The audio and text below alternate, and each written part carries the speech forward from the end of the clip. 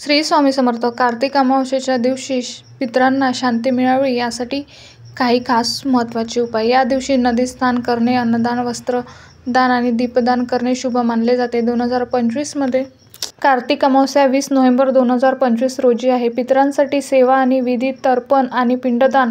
पितरांच्या आत्म्याला शांती मिळावी यासाठी तर्पण आणि पिंडदान केले जाते. या दिवशी अन्नदान, वस्त्रदान आणि अन्य वस्तूचे दान करणे पुण्यदायी मानले जाते. हे दान महादान म्हणून ओळखले जाते.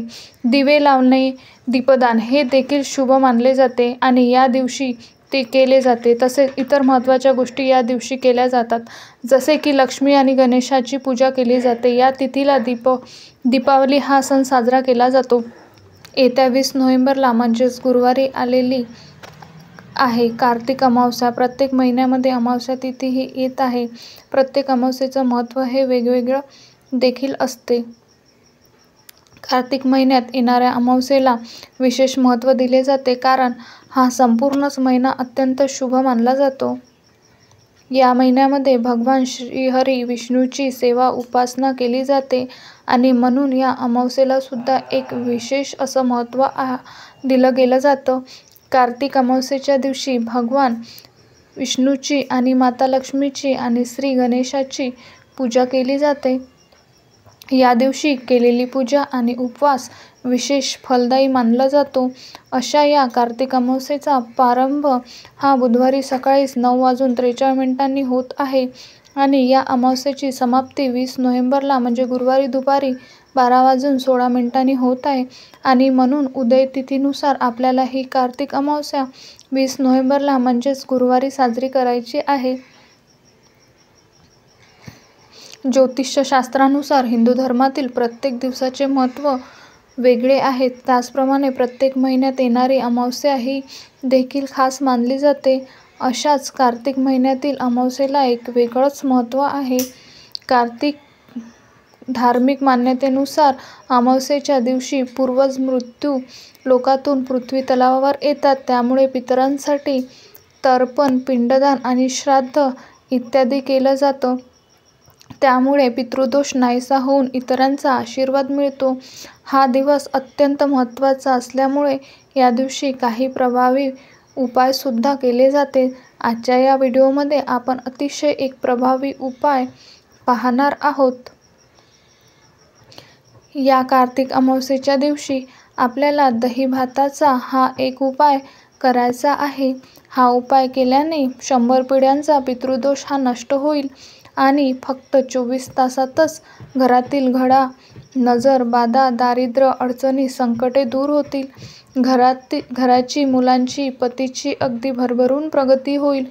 असा अत्यंत प्रभावी उपाय आपण आजच्या या व्हिडिओमध्ये पाहणार आहोत. त्यामुळे तुम्ही हा व्हिडिओ शेवटपर्यंत नक्की पहा.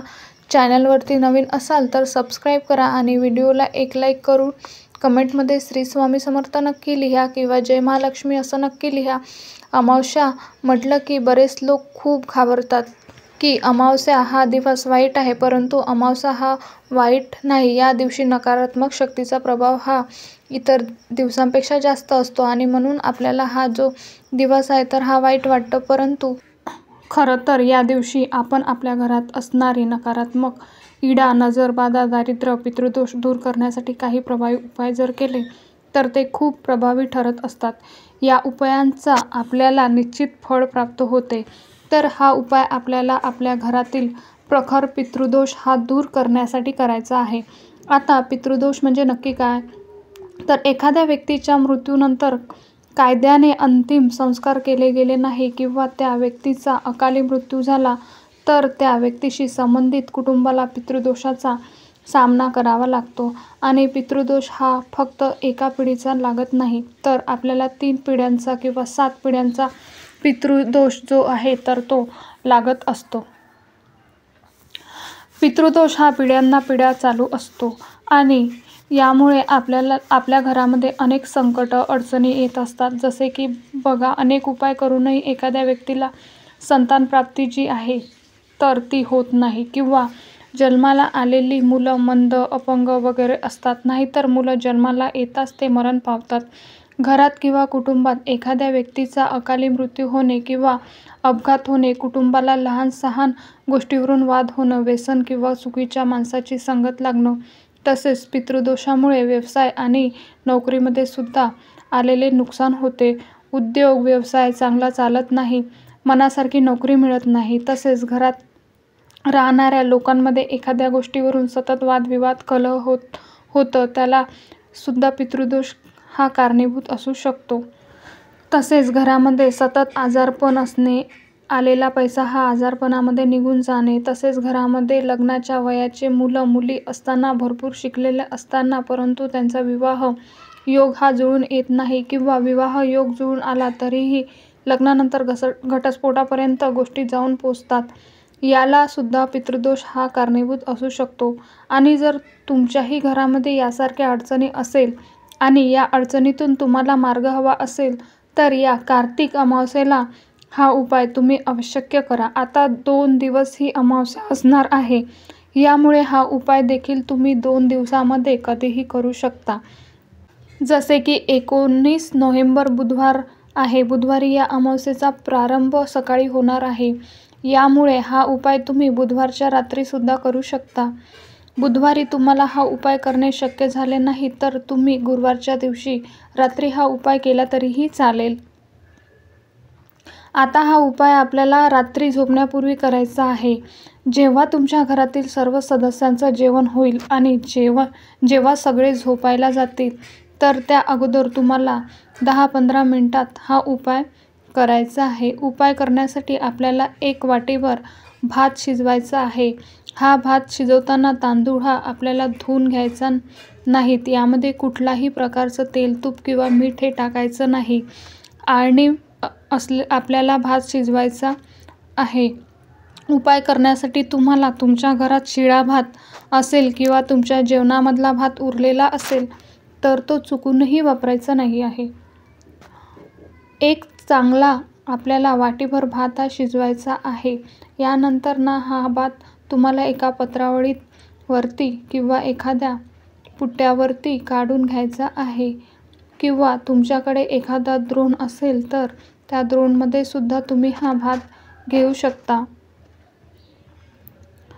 या भातावरून आपल्याला 2 ते 3 चमचे दही घालायचं आहे आणि त्यावरती थोडेसे काळे तीळ आणि हळदी कुंकू टाकायचं आहे. यानंतर हा दही भात घेऊन आपल्याला आपल्या घराच्या दक्षिण दिशेला ठेवायचा आहे. तुमच्या घराची दक्षिण दिशा कोणती आहे तिथे तुम्हाला पाहायचं आहे आणि 1 ग्लास भरून पाणी देखील तुम्हाला घ्यायचं आहे आणि दक्षिण दिशेला हा वाटीभर दही भात आणि 1 ग्लास पाणी भरून पाणी तुम्हाला ठेवायचं आहे.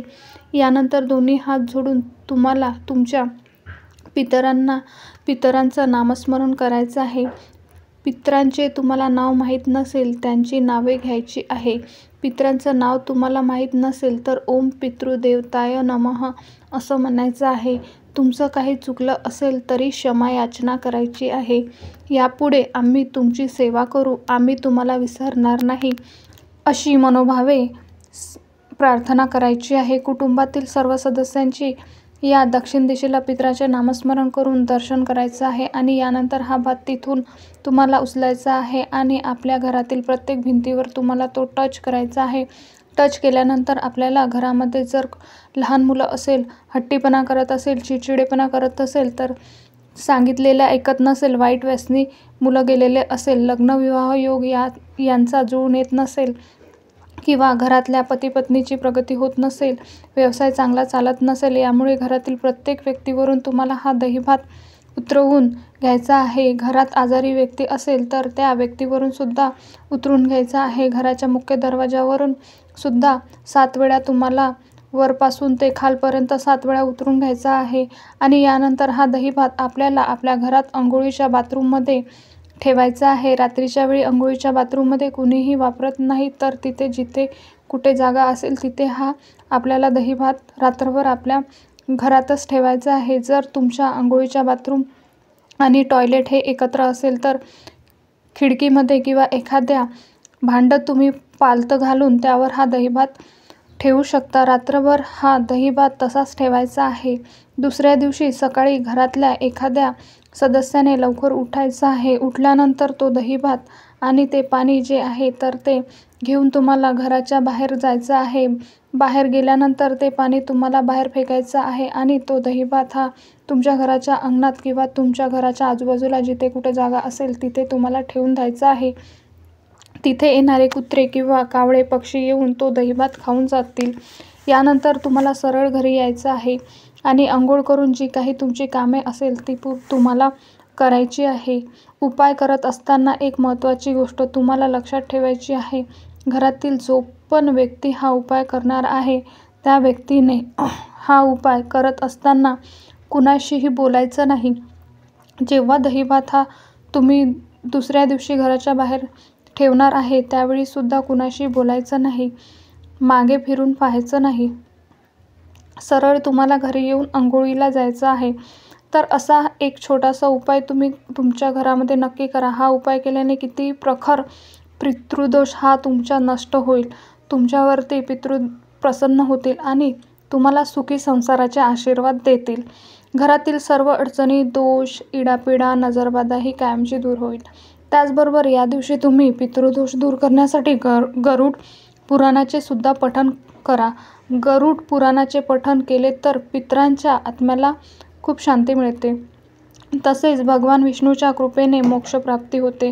तसेच या कार्तिक अमावस्येच्या दिवशी गायीची सेवा करून तुळशीची पूजा करावी. गायीची पूजा केल्याने पुण्य प्राप्त होते.